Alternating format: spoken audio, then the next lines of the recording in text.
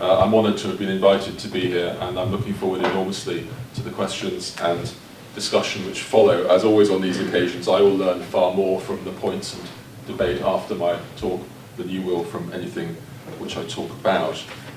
The issue I'm going to address on the subject of terrorism is one which I'm going to end up being reasonably optimistic about, but I'm going to start by explaining the reasons why we should be initially very humbled and pessimistic. Okay. In the 12 years since the atrocity of 9/11, there have been a number of different trajectories which should be considered synoptically, and I'll mention three. One is an analytical set of shifts about how people try to explain and understand terrorism. Another is state attempts to try to extirpate, contain, deal with and get rid of it. And another is what's actually happened in terms of terroristic violence over those 12 years. In terms of the scholarship on and analysis of terrorism, there has been a near ridiculous efflorescence of research in the field, and I shouldn't, as the director of the Centre for the Study of Terrorism and Political Violence, say that it's regrettable that there's been such an efflorescence of research, but it's true. According to one estimation, which seems reasonably trustworthy, in the English language alone, on average, there are 4 books every day published on terrorism, which for those of us who write books in the English language on terrorism is not a particularly encouraging statistic.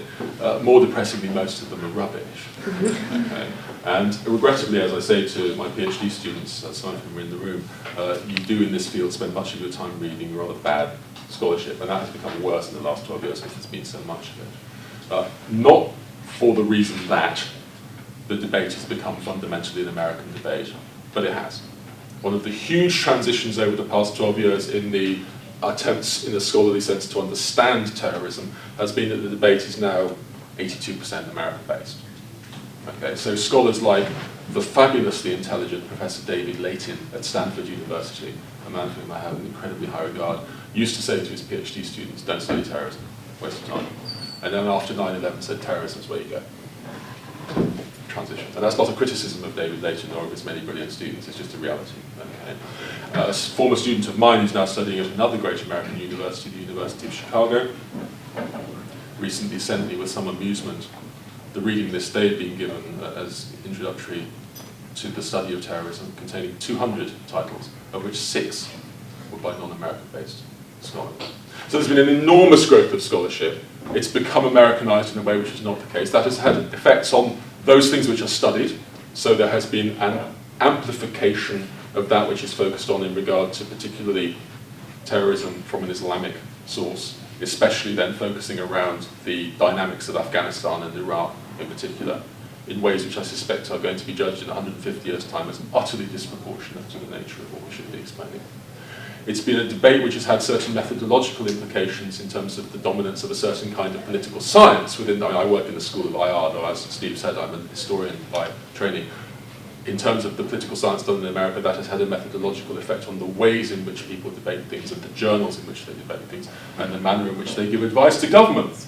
I remember saying to a reasonably eminent chap in Washington in advance of the Iraq war in 2003, some of my anxieties about what might happen in terms of the reaction of people in Iraq to what was about to happen. And he talked about the political science trained Ivy League advisors that they had. He said, don't worry, Richard, we've gamed it out. Now, actually, on that occasion, it seems to me, and I'll come to a defense of a certain kind of historical approach to understanding terrorism later in my talk, I don't know of a single good historian of Iraq who thought that what was said in Washington to be about to happen in Iraq in 2003 had any serious chance of happening. That doesn't mean the war was wrong, that doesn't mean the invasion was wrong. It is a bit of a problem. Okay. So there's been a methodological set of shifts, some of which have involved the intrusion into the debate on terrorism of fantastically able scholars. So people whose work, if you study terrorism, you'll know, like Bob Pape at Chicago, very able guy, had no interest in terrorism before 9/11, David Layton and his team at Stanford and so on. The reinforcement of certain resource allocations within the debate have been tremendous, and there's been an awful lot that's very good. Secondly, there's been a practical trajectory in terms of the biggest, by far, collective effort by states, particularly led by the United States of America, to try to deal with terrorism repress it, contain it, obliterate it, and stop it. We can discuss the term war on terror, which I think is more complicated as a term than people tend to suggest. We can discuss that in questions if you like, whether one likes the term or not. There is no doubt that in the wake of 9/11 there's been the most extensive, expansive, expensive and ambitious attempt to try to deal with terrorism, protecting us from it, dealing with it, uprooting it, than has ever happened in history. Muller and Stewart's recent book, Terrorism, on Terrorism, Security and Money, estimates credibly that in the decade after 9/11, $1 trillion extra was spent on Homeland Security, in addition to the vast amounts that were already spent on Homeland Security, leaving aside what you spent on wars around terrorism in Afghanistan and Iraq and elsewhere. That's a lot of money. Mm-hmm. And most of what happens in terms of Homeland Security is entirely ineffective. Okay. Both in the United Kingdom and in the United States, they frequently send red teams through the airports to try and smuggle in stuff to see whether you can get through the supposed bomb detector. They always get through, 100%, every single time. So while you're queuing up, it's sheer pointlessness in terms of stopping someone getting through. It might deter people from wanting to get through. It might make people feel that someone's looking after them. It's certainly good if you make those various machines that actually sell to airports. I remember in Newark Airport in New Jersey, I was once queuing up for about 45 minutes or so to go through one of those things where you stand in it and it puffs air at you for a minute to see if you're a bomber. And it had some name like Securitas 2, and I was so annoyed with waiting so long and going through this futile thing, knowing that they never work, that when I got out, the guy with his sunglasses was looking at me, and I said, "Did Securitas 1 not work then?" So there has been a transformation in terms of what we've tried to do to understand it. If we're talking about understanding terrorism in the 21st century and what we can and can't do, which is my broad exam question for today, there's been a transformation in the world attempt as states to do something about it. So the third thing is, well, has there been a trajectory in actual terrorist incidents? Yes, there are far more of them now than there were in 2001, and far more people get killed. Okay. If you take my friend Ellie Berman, a brilliant economist at the University of California, San Diego, calculated in the years immediately before 9/11, the average monthly death toll from terrorism globally was 109 deaths a month. During the period from 2001 to 2007, the average monthly death toll from terrorism rose from 109 deaths a month to 158 deaths a month if you leave out terrorist attacks in Afghanistan and Iraq. If you include terrorist attacks in Afghanistan and Iraq, in that period it rises from 109 deaths a month to 529 deaths a month. If you move from fatalities to the much more large-scale question of incidents of terrorism, most of which do not actually kill anybody, Katerina Stepanova from Moscow, her figures, in 2001, how many terrorist incidents credibly recorded? 1,732. Fast forward through the war on terror to 2006, that figure rises from 1,732 to 6,659. There are problems with all of the data, but whichever way you cut the data cake on the figures, there's more terrorism than there was, and it's killing more people, despite the fact that far more has been done to try and understand it, explain it in terms of definition, causation, effects, and response, and in terms of the fact that far more resources have been put than has ever been done in our wretched species history to try and stop it. Okay? So there's a humblingly depressing context for what we do. Okay? What I want to do today, in looking at, I suppose, the hermeneutics of terrorism, the art or science of interpretation in regard to terrorism, is to have two brief chunks of a lecture. The first of which looks at some of the problems, I think, which exist, which we need to think about if we're collectively thinking about how we think about terrorism, and which we need to address some of the problems. I'm going to identify 5. And then I want to end slightly more positively by saying, if we try and address some of those problems, are there scholarly grounds for thinking that in any of the areas which I'm referring to as the big questions on terrorism, we can find some answers which look in a scholarly way to be credible, but which have an organically tied in practical set of consequences. And I'm going to look at the issue of how best I think we should frame our response to terrorism. And it's an analytically informed program of what we should actually do if we want the next 12 years to be less disastrous than our last 12 years have been. So I'm going to end by saying I think we can solve some of these problems and be reasonably positive, but I'm going to start by saying, are there some problems with the hermeneutics of terrorism? And I'm talking here primarily about the scholarly approach to the study of it. But there are two circles which have slightly more overlap than one would have thought in terms of the ways in which what scholars produce and write and discuss bleeds into what civil servants and generals and spooks and the rest actually think. Whether or it's an interesting question which someone can do a brilliant PhD on, whether or not counterfactually counterterrorism would be more effective if governments and agencies listened more often to scholars, or would be even more disastrous. My suspicion is the way academics run universities, it might not get better, but I think that there are ways in which there are aspects of what I'm going to talk about analytically which have practical problems. The first problem hermeneutically is the problem of amnesia. If we're looking at understanding terrorism and how we get it wrong.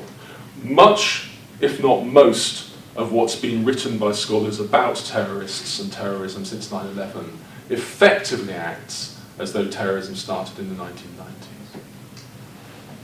I was giving a lecture at a great American university some years ago where in the course of my lecture I was talking about various West European groups and mentioned the Baader-Meinhof group. And a very able, as it turned out, American graduate student came up to me afterwards and said, "You mentioned some German group, Professor, what were they called?" Never heard of them in any fashion. Now you would think that in the wake of an attempt by, and this is a university in Washington DC, right? In the wake of the attempt by the most powerful empire in history to try and deal with terrorism, you might have thought, let's have a look at what the West Germans did. Never even registered. There is a problem of amnesia which is enormously important. I'm not going to argue in this talk that we should all become historians. You could make a case for the need for a certain kind of approach to direct evidence, range of sources, skepticism about Procrustean abstraction, preference for contingency over inevitability, and all the rest of it. What I am saying is it is essential for any discipline, and for the discussion between disciplines, is that we take a very long-termist approach to this, and we at least go back to the 18th century. Okay. There's a recent series, actually, it's an ongoing series, but it's probably almost on the radio at the moment, which Fergal Keane is doing at the moment on Radio 4 about terrorism. And one of the first program that was on the series that was dealing with Israel-Palestine went back to the early 20th century and tried to say there are roots to this. The program went out at 1:45. By 5 o'clock, a Zionist lobby had organised a series of emails saying you can't discuss this as if it started then, you've got to start it in the 1960s with Palestinian hijacking. Okay, and that amnesia is disastrous. At most conferences you go to on terrorism, people say we haven't got the data. Actually, we have got lots of data. Much of it might have happened in the 1880s. And much of the stuff that's said in the literature on terrorism about supposedly new terrorisms is completely wasting your time. Okay? When someone says to you, we now have groups of small, self-starting, autonomous fanatics springing up around the world. Chicago in the 1880s with the anarchists. I said this to one of the most famous exponents of that argument. He'd never heard of it because he hadn't bothered to think about the 1880s. Okay. This is a man who thinks the IRA was founded in Boston, by the way. So, So I think there are ways in which amnesia is a huge problem. The second problem is what I'll call a failure of intimacy of understanding. If I was writing a book about people who study and work at the University of St Andrews and was lecturing about it, and someone said in the questions, what did you think when you met the people who worked and studied at St Andrews? And I said, well, I never actually met one. You might think that was a strange omission. Now, when everyone thinks of terrorists and those involved in terrorist groups, they're not reticent. Okay? If anything, they have a near Wagnerian tendency for self-justification. Okay? There are obviously issues with meeting people who are involved in clandestine groups. The ethics committees are a nightmare in our place, as you can imagine.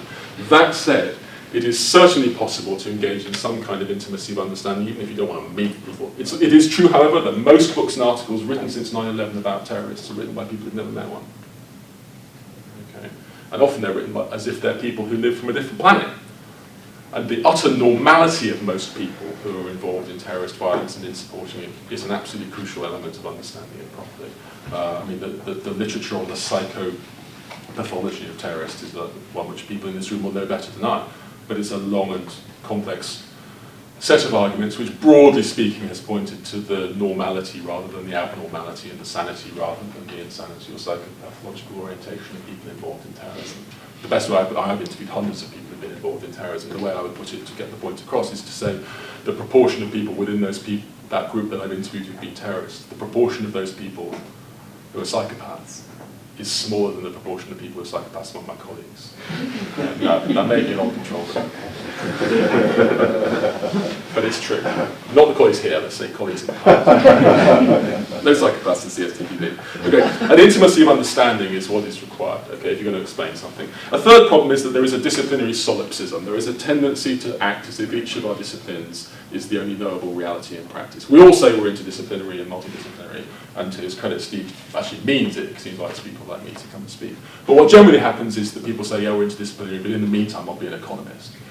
And I'll talk to economists, and I'll publish in economics journals, and I'll do that. And we have a disciplinary solipsism, which causes all sorts of difficulties. The way I would put it here is that I think unless your bibliographies are fairly seriously eating into at least 6 disciplines, you haven't got the faintest hope of understanding terrorism. Okay, at the very least it has to include psychology, and political science, and history, and law, and anthropology, and theology. Never mind literature, never mind neuroscience, never mind. Okay. I was giving a lecture in Dublin recently where the 2 speakers were myself as political historian and a brilliant neuroscientist, and we were talking about torture and memory and counter-terrorism. And he and I had never met, but through a neuroscientific route and through a political historical route, we'd reached pretty much the same judgments as it was about the effectiveness or inefficacy, in fact, of torture as a means of dealing with terrorist practitioners. But it was the first time I'd ever been in a room discussing anything with a neuroscientist on a systematic basis until perhaps now. And yes, it was something which has spawned the prospect of actually finding out that very different disciplines have an enormous amount to contribute to the things which I didn't know. Okay. And I think that disciplinary solipsism has to be overcome, particularly in terms of one fault line, which is the fault line which we all have to try and keep skipping back and forward across, which is between the particularistic and the normathetic. Okay, there's the literature which says you have to have a wide range of data and you have to analyse them systematically across cases, which tends to produce incredibly powerful correctives to what Daniel Kahneman would call the availability heuristic. I mean, in other words, rather than judging from one instant broadly because it's salient, you try and get a systematic comparison across things, and that's good. But the danger with that is that any one of the points where those data are tested, no one really knows which street people live in or which shop they shop in or who they're sleeping with or whether they were an alcoholic at the point in their career when this actually bit of evidence happened. The other way round, in the sort of Isaiah Berlin Hedgehog Fox way, the other way round is to say that there are people who know an incredible amount about terrorism in the Basque Country, but that's all they can talk about. Okay, and they've got no way then of generalising. And that division between the particularistic and the normathetic bedevils our profession in terms of studying terrorism. And in terms of its influence on how things go in a practical world where, let's be honest, my interest in talking about terrorism, and as I'll do later on, talking about countering terrorism, is not to advance the interests of any particular ideology or state. It's to try and minimise in some small way human suffering. Okay? If we're going to try and minimise human suffering, we don't want either to think that terrorism is something which is uniformly the case, about which you can draw general rules and have general patterns, and therefore there's a way of having a pill that deals with it. Nor do you want to think that you can ignore the wider family resemblances that there might be because you're talking about the Basques. Okay, the tension between those two is one which you endlessly come across in discussions. And again, we all have to have bibliographies which are equally respectful to both of the riches that you can find there. Amnesia, failure of intimacy of understanding, disciplinary solipsism. A fourth problem is that people tend to talk about terrorism too much as if terrorism is the really important topic. Again, I shouldn't say this as the director of the Centre for the Study of Terrorism and Political Violence, but terrorism isn't actually that important. Okay? You're far more likely to be struck by lightning and killed by a long distance than be killed by a terrorist. Alan Kruger, the Princeton economist, calculated when he was doing some research in 2005, what's the probability of an American being killed by terrorism in 2005? Less than 1 in 5 million. No, I'm not a betting person, but those are long odds. Okay. Now, none of you walked out this morning thinking, I'm wondering about the lightning striking me. None of you thought, let's spend $1 trillion extra in the next decade protecting us from lightning. Far more likely, particularly in a place right here, one of the trees was actually struck by lightning rather famously. Maybe we are more likely even yet, but far more likely that will kill you, okay, than terrorism will. What terrorism is important about, apart from being a fascinating thing to study, which does have importance in terms of its terrible effects on people's lives, what does matter is that it links into a whole series of other things which really are world historical forces. Much of the most important terrorism is about where there's a tension between nation and state, and the tension between nation and state is one of the huge formative influences on our species, for better or quite often for worse. It does relate to patterns of economic development. It does relate to patterns of legitimate statehood in the developing world. It does relate to important understandings of religion. One of the great hermeneutical problems to Bonnie VI is the fact that people just, in the late 20th century, social scientists decided that God had died. Actually, since I'm on film, a mistake, but they decided that God had died, therefore ignored it completely and explained religion as some sort of strange aberration which you didn't have to take seriously. Planes flew into the buildings and everyone decided, oh, we've got to talk about religion, but then the pendulum swung the other way and they talked complete nonsense about religion for years, okay? The notion that you can explain religion except as something which is hugely important in terms of people's identity, politics, society, power, economics, is what, but much of the discussion of religion is as if it's a variable that comes parachuting in, okay? So it's the relation of terrorism to these other forces which is what's really important. It's a brilliant illuminating lens through which you can see what's really happening in the world, importantly. And the fifth thing I would recognise as a hermeneutical difficulty is the lack of a dispassionate approach to the subject. When my mum was dying of cancer and I went to see the fundamentally hopeless doctor who was trying to deal with it, I didn't want him to thump his hand on the table and say, cancer is a many-headed hydra of evil which must be stamped out wherever we come across it. Okay. I wanted him to tell me why she developed cancer, what stage she was in, what he could do about it, and how he could mitigate the situation, most of which was hopeless. Okay. But so too much analysis of terrorism, and here I'm afraid the Americanisation of the debate has worsened rather than improved things in many cases, has been to treat it as if what you're doing is saying, okay, these are really bad guys, we've got to snap them out. Let's do the science and then find out why they're bad guys, we've got to stamp out, and at the end of it. In other words, you want to take the emotions out of your actual analysis of it. Most of the very, very good work that's done on terrorists is done in a dispassionate, calm, empathetic way. And there's much less of that than there is of stuff which is emotionally freighted. Sometimes emotionally freighted in a hagiographic and sentimental way. There's a lot of that as well.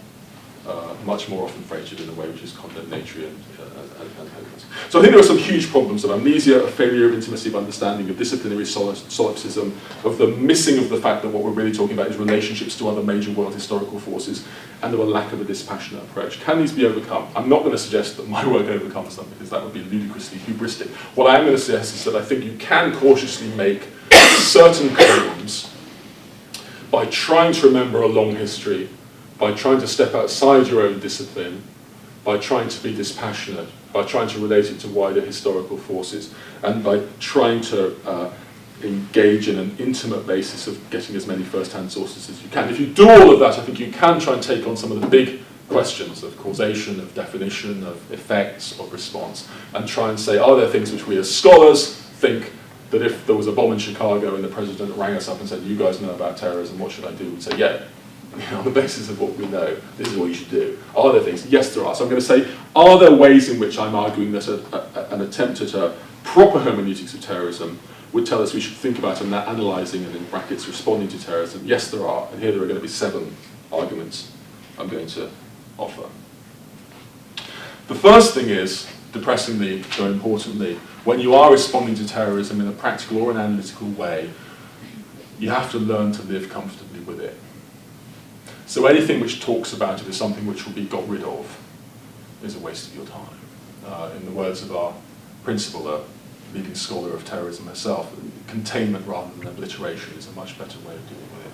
I was once giving a lecture where I was arguing something along these lines, and someone who was then in opposition, is now in the cabinet, said to me afterwards, well, I agree with you about that, Richard, but I couldn't possibly say it in public. Because no one wants to be the Home Secretary who stands up and says, yeah, this is going to go on all your life. You know, just get used to it. You know, the train's going to be late sometimes, or it's going to be a hoax, or occasionally you might die. No one wants to be the Home Secretary who seems to be blasé about terrorism.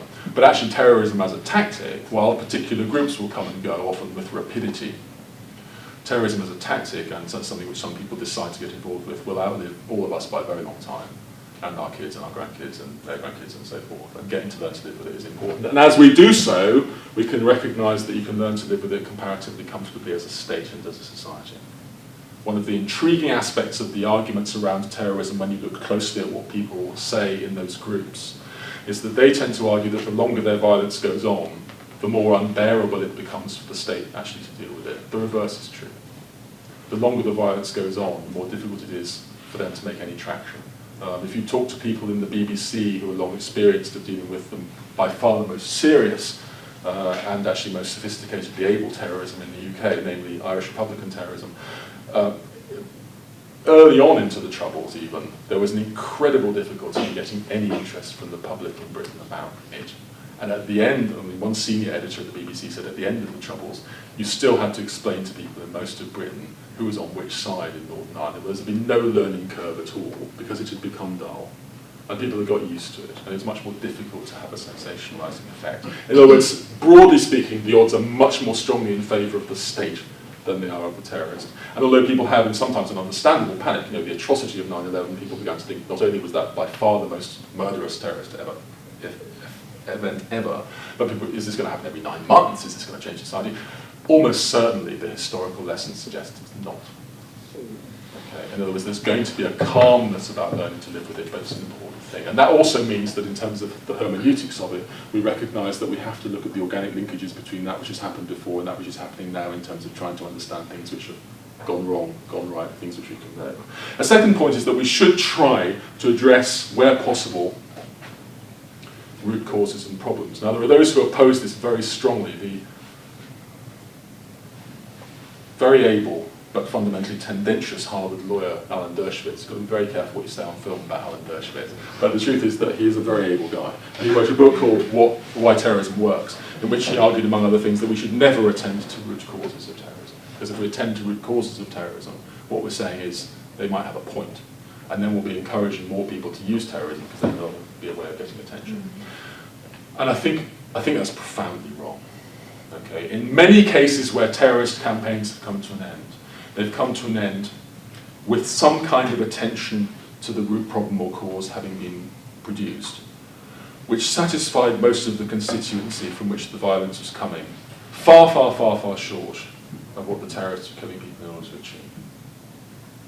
In other words, attending to root causes doesn't mean giving people what they want. It means recognizing that most durable terrorism arises out of things that are serious problems. And that is not in any way to legitimize terroristic political violence. Despite my accent and surname, I was born in Belfast. I spent most of my adult life living in Belfast. You know, colleagues and students shot at students who were shooters. I mean, I don't think terrorism is something which is to be applauded, nor do I think that it's something which can be treated as if it's arising in its serious cases, except out of serious problems, and where you can deal with them, you should. And that doesn't mean giving people what they want, it does mean addressing the problem seriously, which means sending the solution to the right address. So one of the fantastic errors that was made in the wake of 9/11 was to think, it's about underdevelopment, it's about lack of education. So the American state put huge amounts of effort into that. The evidence suggests actually it's not, in most cases, about underdevelopment or lack of education. The correlation between poverty and terrorism is very weak. Most terrorists tend to be slightly better off than their community in general. Most terrorists tend to be rather better educated than their community in general. Which doesn't mean there's no connection, it means it's a more subtle connection. But you have to send the solution to the right address. And normally there's a denial of the right address cause early on, because states think we can't say this is a real problem of the kind it is, because it looks like we're saying they've got a point. But I think in the historical long-term case, there's no reason for thinking that's true. And this ties in also to the question which I won't address in the talk, though we can talk about it in questions, if you like, of definition. And one argument which people often trot out is that in the critical studies community is to say you shouldn't use the T word, because it's so pejorative. If you say terrorist, it says a bad guy, and therefore you rule out people from discussions or solving problems. I mean, there are issues around the word terrorism which we can come to in discussion. Using the word terrorism to describe people has never, in my knowledge, precluded a serious state from engaging in meaningful dialogue with them. And states tend to say we don't talk to terrorists, but when they're saying that loudly, you know they don't mean it. They're saying it because they are. Okay, during the Northern Ireland conflict, there was not a single month when there wasn't serious contact between elements of the British state and the original IRA, sometimes through plausibly deniable contacts, which is reasonable enough. Okay. Every Monday morning, the British Secretary of State started reading, occasionally her reading, by reading the IRA's newspaper to keep a close eye on it, and there would often be intermediaries responding to hints that we give back and forth, and that's as it should be. Okay. So I think that the capacity to do deals is quite rare, the capacity to recognise that there are serious issues involved which you need to address means you have to get the right root causes and be slightly more honest about them quicker than we tend to be. Thirdly, there is a tendency in responding to terrorism to militarise it. But the third key thing that the historical lesson, it's not that the historical lesson suggests neat answers, but I think the historical reading informs the suggestion that we should avoid a militarisation of response to terrorism. We should avoid a militarisation of response. It's not that a militarised response to terrorism, when you analyse it carefully, never yields goods. I mean, even though I am on camera, I'm going to say I think occasionally a policy of selective whacking can actually do some good. Okay, but it's very rare. And overwhelmingly, you tend to find that the counterproductive effects of a militarised response to terrorism are greater than the benefits that you get from it, for obvious reasons. And here, Bob Paper from Chicago is right that anything which can be presented as a foreign occupation by military force is giving a huge gift to terrorist groups because it makes you look like what they said you were in their propaganda to start with. Okay, and I think the arguments about the Iraq War are actually very complicated. In terms of countering terrorism, it's an absolute disaster. And one of the reasons for that was, reasonably enough, the soldiers who went into the situation couldn't conceivably know that which they were going to be dealing with. There would unquestionably be serious collateral damage. You undoubtedly are going to get, and if you're one of the soldiers, wouldn't be surprised you get it, when you have a series of people, none of whom you can distinguish between, some of whom were attacking your people, some of them attacking them in hideous ways. You then get a bunch of people who look like the people who attacked you and they're in jail. You're going to get beatings. Now that we've all got, even I've got one of these phones, the beatings are going to be, long after anyone in St Andrews can name a single victim of jihadist terrorist violence, everyone will be writing essays about Guantanamo Bay and Abu Ghraib prison. Okay? And that's part of the collateral, I'll come to the law in a minute, but that's part of the collateral damage from the militarisation. I'm not suggesting that therefore there's no role for the military. There can be, and I think that there are occasions that we can discuss this when it's useful. And as I say, even in terms of lethal violence sometimes, which is seemingly at odds with our instinctive liberal democratic principles, but overwhelmingly militarisation doesn't work. What tends to work is my fourth point, which is, and here we're back to the people who are going to put the electrodes on Steve's arm, high-grade acquisition and acumen-based interpretation of intelligence is the foundation on which all decent responses to terrorism are going to work. Put bluntly, without high-grade intelligence and people who know what to do with it, nothing else you're going to do is going to work. At an operational level, that's true in terms of trying to stop people from blowing you up. And one of the paradoxes here, of course, of the record is that it's very difficult to find out how effective counter-terrorist measures actually are, because the agencies all say, of course, we're saving you every time you get on a plane, but they would say that, and it's difficult to prove it. The research I've done in the case study I know most intimately, that of Northern Ireland, both the police, by the end of the Troubles in the north, both the police and the IRA gave me roughly the same figures for the number of IRA missions which were stopped because of intelligence, and it was the majority. And although informers have a very bad name in Irish history, they've saved more lives and limbs in Irish history than virtually any other group. I mean, interestingly, if in the 1950s someone had said, my son's a priest, everyone would have said, that's great. If you said, my son's an informer, that's terrible. Now it'd be the other way around.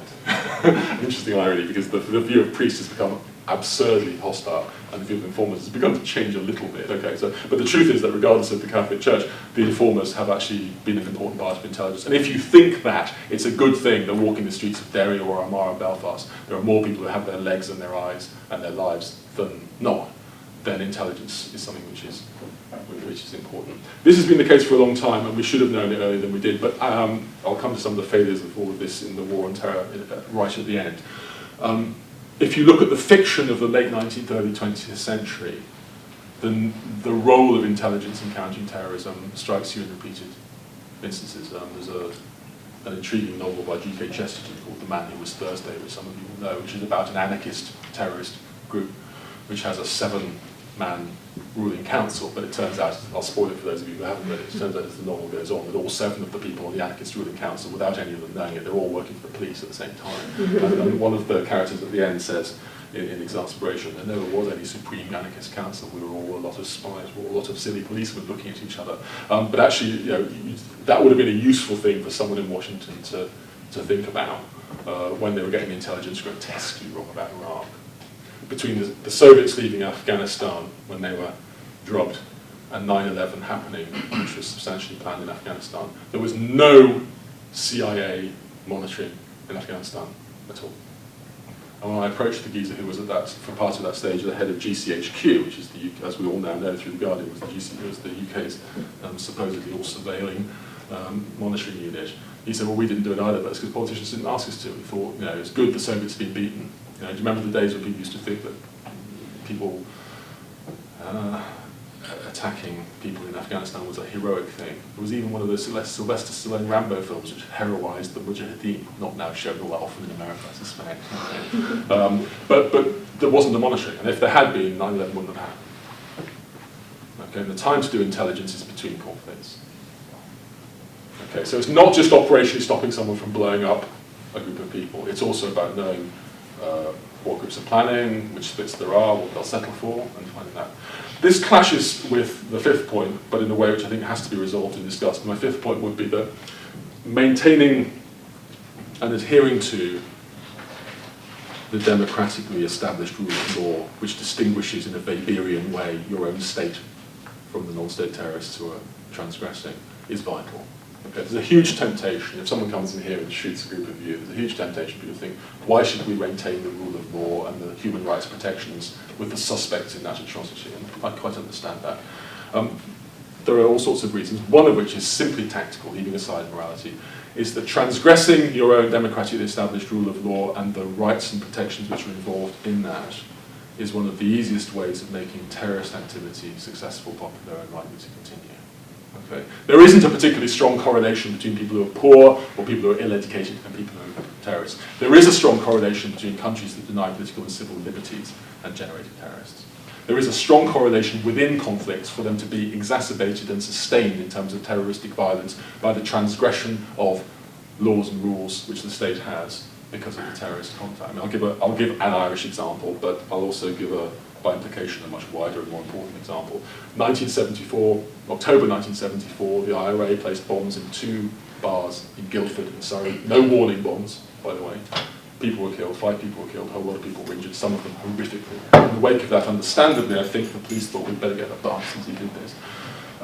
They unfortunately managed to coerce through all sorts of methods which are not legal people into confessing who didn't do it. And famously, the Guildford Four were convicted and stuck in jail wrongly and eventually finally let out.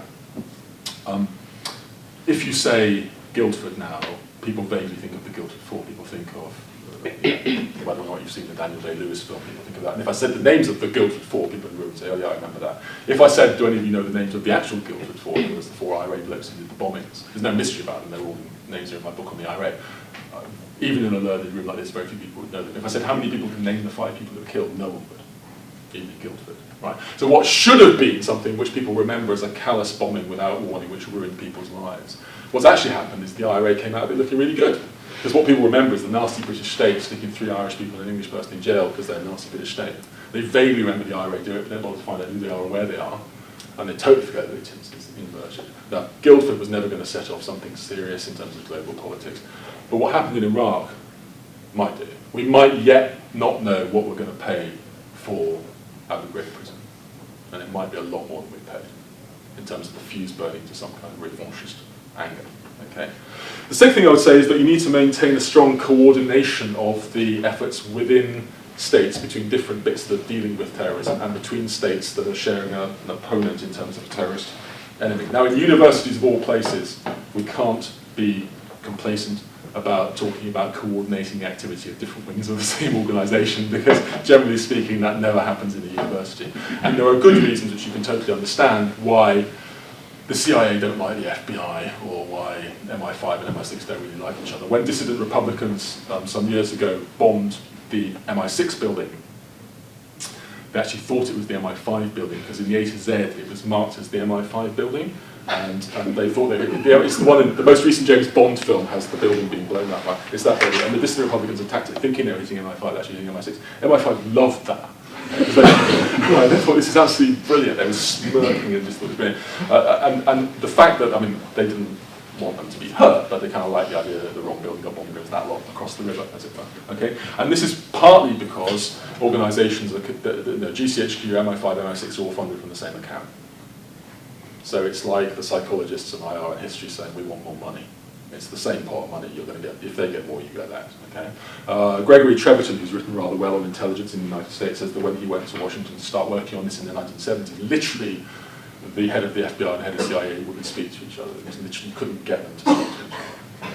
Now this has sometimes laughable effects. It has often much more serious effects. 2 of the 9/11 attackers were known to the CIA to be Al-Qaeda related and known by the CIA to be living in my favourite American city, San Diego, under their own names. One of them applied for a renewal of a visa under his own name. One of them applied to take flying lessons, taking off but not learning how to land in his own name.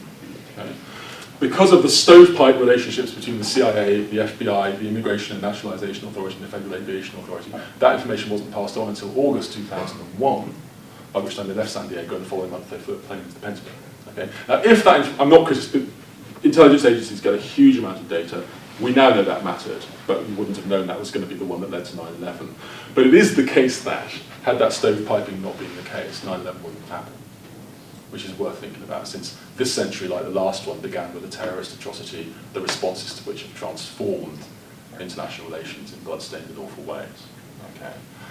So I think the relations between different wings of what we do, which also involves how do the courts, how do the media, how do different wings of government deal with each other, how do different governments and different agencies relate to each other. My colleague in CSTPV, Javier Argamanes, has written a very good book about EU counter-terrorism, in which he demonstrates many of the things which have improved in terms of harmonisation, but also demonstrates the extent to which there are still many ways in which there are stovepipes between country methods and between countries that don't trust each other. Now, some reasons are perfectly sensible in that you might not trust the equivalent levels of security of the people you give your information to.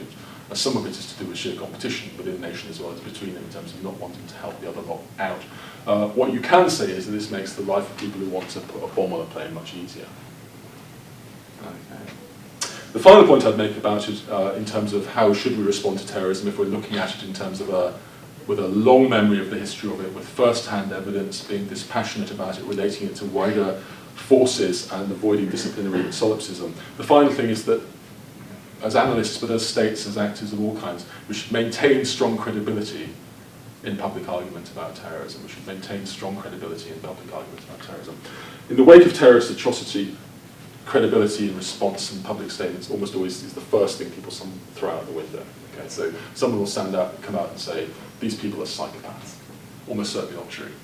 They're just criminal gangsters. Almost certainly not true. They have no political support. Probably not true. There is no political cause behind this. Probably not true. We will never arrest them until we put them in jail. Definitely not true. Absolutely no chance of that one. Okay?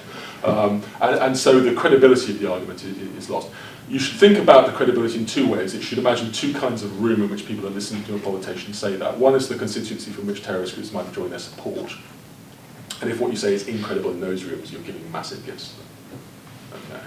So if you say they hate us because of our, to my knowledge, Osama bin Laden's only good joke, which was then ruined by the fact that there was a Swedish attack, which rather upset me in all sorts of ways. But in the wake of President Bush saying they hate us because of our freedoms, Mr. bin Laden said, why didn't we attack Sweden then?